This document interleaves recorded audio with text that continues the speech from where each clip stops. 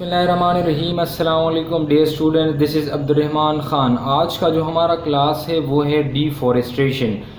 ये भी एक इम्पैक्ट्स है ह्यूमन एक्टिविटीज़ का बायोडाइवर्सिटी के ऊपर। जिस तरह हमने हैबिटेट लॉस की बात की थी, ये भी एक ह्यूमन इम्पैक्ट थी बायोडाइवर्सिटी के ऊपर, तो ये भी एक इम्पैक्ट्स हैं कि हम फॉरेस्ट को काटते हैं। फॉरेस्ट के काटने का क्या नतीजा होता है, उसके बैडली इम्पैक्ट जो है वो बायोडाइवर्सिटी पर वो असरअंदाज होते हैं।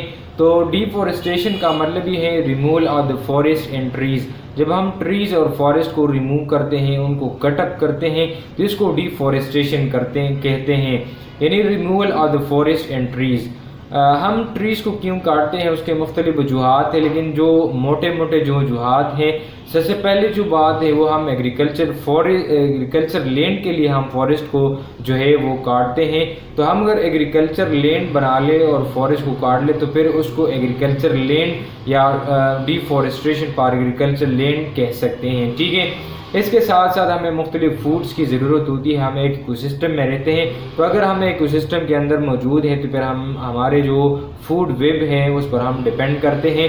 उन मुख्तलिफ ज़राए से हम खुराक हासिल करते हैं। जो है जितने भी ऑर्गेनिज्म हैं वो डायरेक्टली वो डिपेंड करते हैं प्लांट्स के ऊपर, कि वो प्लांट ही से अपनी खुराक को हासिल करते हैं।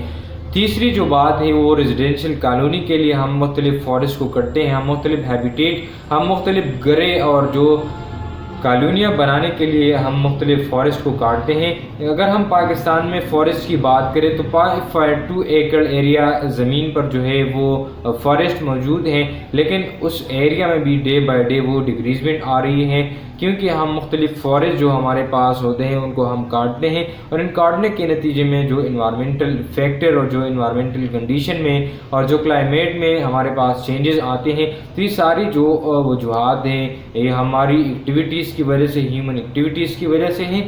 तो अगर हम इन्वायरमेंट को बचाना चाहते हैं, इकोसिस्टम को कंजर्व करना चाहते हैं, तो हमने एफॉरेस्टेशन की तरफ आना हो। ये फॉरेस्टेशन बहुत ज़्यादा ज़रूरी है।